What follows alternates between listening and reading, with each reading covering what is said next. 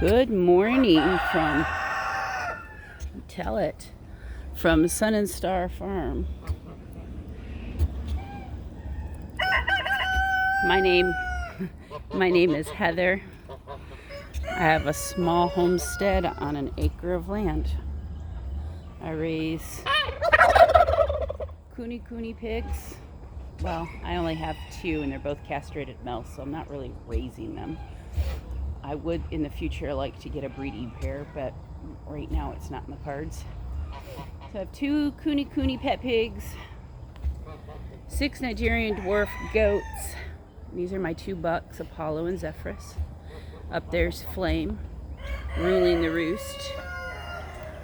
So, people that have been following, there's been some changes that I said I was going to make, and I actually got them made yesterday. So, the 2 male pigs have moved out here to the buck pen. It gives the pigs a lot more room to roam, not really forage, because I really don't have much to forage. That is going to get fixed. I'm going to divide their pen in half temporarily. It's going to shrink the pen some for them, but it'll still be enough room. But I'm going to cut it off at this pole, run it straight back. It gives them room. I can block this off to and get all of the wood debris. We had a tree fall in a windstorm the other night, so we got a lot of wood debris. We're going to get all of that moved today. I'm going to come out here and plant some grass seed and get some grass growing for these guys. Goats aren't big grass eaters. They're browsers. They prefer to eat tree branches and shrubs and stuff that most animals would not eat. The pigs, on the other hand, are grazers. They'll eat the hay that I put out, and they have grain. So I'm going to divide this pen in half and get the grass growing over here, mostly for the pigs. And then for the goats to nibble on whatever, I'm going to add some stuff to their to the grass mix that is goat style food to grow. And then we'll get these guys a small pasture going. Once I have some grass growing, that at least half their pen will be grazable or browsable on the boys' behalf. My husband's going to come out later this afternoon or this morning and cut the tree that's on the fence down. We're going to use the branches along the backside of the wood privacy fence. The privacy fence is over 20 years old. It needs to be replaced, but it's a very expensive adventure and we just can't afford it. So I'm having him take the logs and the branches and stack them along the base of the fence just to keep the pigs from rubbing against the fence and possibly damaging it further. I was able to get my cattle panels to start the process of blocking this section off for a flower and vegetable garden. I'm growing my pumpkins and squash in the back section. A lot of it will be food for the pigs and for the goats and the chickens. The human, oh my goodness, boys. They're fighting for breeding rights, but they're both boys. They do this every morning. One day it'll be the African goose that will win. The next day it'll be the Chinese white. They're trying to breed each other, but they're both boys. It's ridiculous because we have hens. Anyway, so I got the cattle panels. I got 4. I thought 3 would be enough, but I bought a 4th one just in case. I'm glad I did. It ended up taking 4, and I had to use, hello Rue, ended up having to use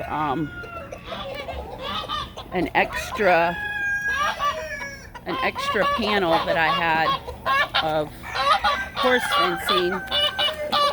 Oh boys, stop hollering. So I had to use horse panel, and you can see they're going through the bottom of the fence, which I knew they would. I've got rabbit fence to put around the bottom, and then I put my big tall poles to hang my bird net all the way around to keep them from flying over. I need one more T-post to add to the center of this panel, because like I said, I thought it was going to take less panels, but I was wrong. Rue, stop being a butthead. So they have access to this, but by later this afternoon after I get done grooming. Oh my gosh, boys. Hey, hey, hey, hey, stop. Yep, and that worked. Obnoxious. Then this happened. I swapped. These are my two non-pregnant girls. That is Ivy and Onyx. So they got the pig's pen. I am gonna come in and reshovel it all out, but I needed to get them separated like now. Hi, Ivy, baby girl. Hi, Annie. Hi, Annie. Oh, it's a cute Cody kisses. Oh, it's a cute Cody kisses. Cody kisses. So these two girls will get bred this summer for fall babies. Huh. Is you gonna have me fall babies? Is you gonna have me fall babies? So they're separated. And then over here, I need to take this down now that Bambi's not here, because it was Bambi that could jump out through the gate. My other girls don't do it. Juniper is actual due date is today, so I'll be keeping my eye on her today. Hi, sweet girl. And then Haiti, she's due in April. So I put the two pregnant girls in here to give them more space and to give her some privacy. But I wanted her, because Ivy is Juniper's twin sister from this, so I wanted her to be close to her sister without being with her sister. Ivy has become kind of a bully. Hi, Haiti. Ivy's become kind of a bully and boss hog or boss goat. So I didn't want her with them when they had the babies. I was afraid that she would hurt the babies. I wasn't worried about the other two. But then Onyx has started something on trying to mount my pregnant girls. I don't know if it's her trying to show dominance, but ooh, goodness, Junie. Look at that udder on that girl. Oh, I think it's doubled in size. Holy cow. Then again, look at, zoom out, Heather, so you can see where you're aiming. Look at her udder, and she still has a month to go. Goodness gracious. Sorry. Hoo-ha shots. But, yeah. She's supposed to be due today. Between now and the 11th. So she could kid anytime. So I'm excited about that. But I definitely wanted the pregnant girls with each other and the non-pregnant girls. And this gives me more room. It gives the pigs more room. It gives the boys more companionship. So it's kind of a win-win situation. So that is what has happened in the last day or two. Hello. So I have grooming clients this morning, but I have a light day. So as soon as I'm done with them, rabbit fence is going on the bottom of the cattle panels. The bird netting is going up onto the poles and zip tied to the fence. And I got bags of dirt. I'll get all of the birds out of here. And I am gonna go and start planting some of my seedlings if I get it all done early enough. Both of my Vitex trees, both of the Vitex trees survived. I thought for sure that the ducks had killed them, but they're starting to leaf out. which I'm really excited about. Another reason why I need to get these birds out, because they'll start plucking the green leaves off. So that has leaves, that Vitex has leaves. And then I noticed last night, which I thought this tree was dead too, that I have leaf buds. It's a crepe myrtle. So I got bags of dirt that I'm gonna bring out, put around the trees from what was dug away from the root system by the chickens and the ducks. And then I'm gonna mulch them real good. I don't know if my rose survived. They tore out my butterfly bush and decimated it, so the butterfly bush is gone. I had a butterfly bush here. That's gone. So I've got seeds. I'm gonna try to grow some butterfly bush from seed. We'll see if I can do it. The rose bush does not look alive, so I'm gonna leave it for a little bit just to see if maybe the birds are just picking the leaves off of it, but I have a feeling it's probably dead. Now the bougainvillea on that fence usually comes up from the ground and usually doesn't start coming up until later on in the season. Anyway, sorry, I had to help my husband get in. He's gonna start trimming the branches down. Of course, the goats are gonna probably freak out. The pigs are gonna be all in his business.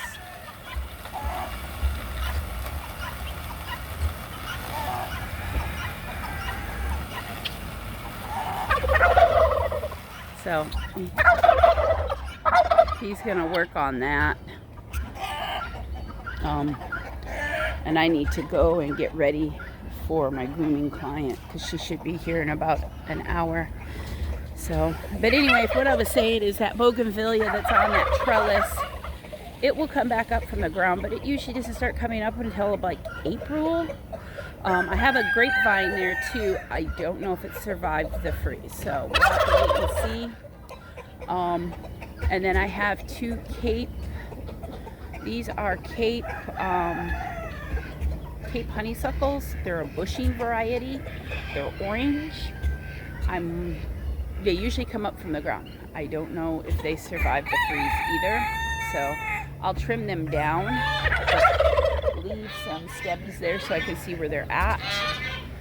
I'm going to be adding, I picked up two Red Riot honeysuckles that I want to plant back here. I'm going to plant one over here near the fence and then one over here by the fence. They're just like my Cape. They're a bushing variety. They're not the vining honeysuckle, but the bushing variety. And fall on my face. They are really pretty. Hi guys. Hi Elvis. They're real pretty, but they're a bushing variety of honeysuckle, and the hummingbirds and the butterflies go bananas for them. So do the bees. I know when my orange ones are up, it's just nonstop buzzing. So I'm hoping that I will have a successful flower garden, and then I'll start putting mounds of dirt down. That ground is rock hard. We have clay soil and it's compacted because of the birds. But I'm gonna put topsoil down and mulch, and I'm going to work on doing a no-till method in this flower bed where I just put the mulch, and I got tons of mulch. I mean, seriously, you know, between the goats wasting hay, the pigs wasting hay, they waste a ton. Between the pig manure back there, which I'll have to age that, and the chickens will add fertilizer because there's sawdust in the chicken coop. Inside the chicken coop is fertilizer. I can add that to the pig poop and let it age. And as it ages, the chickens will scratch through it and break it down. Then I should get a really nice compost between the pigs and the chickens. And then I can put all of the goat and rabbit poop straight onto the garden. So I should have a really good soil. It's just going to take some time to build it up. I'm going to do the same in areas out here, low areas. I'm going to build up with pig manure mulch. And we're going to see what we can get accomplished so that, that all of my kids are doing good and are safe, and mulch and gardening. And sorry, I'm watching my husband from over here and it's distracting me. It's kind of like a dog with a squirrel. The squirrel, it pulls my attention. So anyway, that is my update for this morning. Please like and subscribe and share my videos. Comment below if you have thoughts and ideas. Would love to hear them. This is officially my start of my second year as a homesteader, and my third year growing a garden. And my gardens are getting larger and larger each year. So any advice or pointers for Zone 9, holler at me. Some stuff I'm going to do trial and error on purpose just to see what the end results will be. So, well, anyway, you all have a great day. Bye.